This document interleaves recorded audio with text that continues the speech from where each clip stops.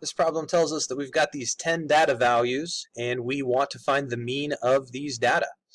So when you're finding the mean, oftentimes we refer to that as the average. We're going to add up all the values that we have in our list, and we're going to divide by the total number of values in the list.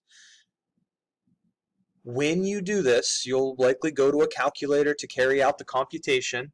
I have a screenshot from two separate calculator inputs. The first one is the correct input. What always is introduced, even though it's not necessarily shown, is a set of parentheses around the numerator.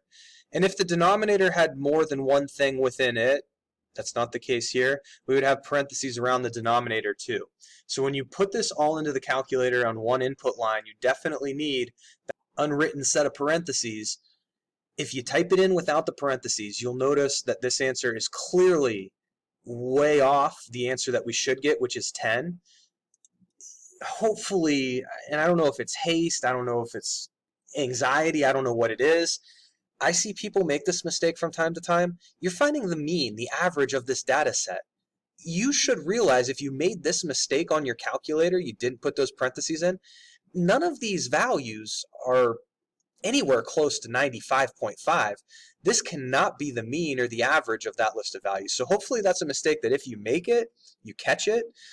So don't forget that, for certain calculations in math, if you just, pump the brakes a little bit, think about what you just got, you might catch a little mistake like you see on my second calculator line here, which is definitely not the correct input.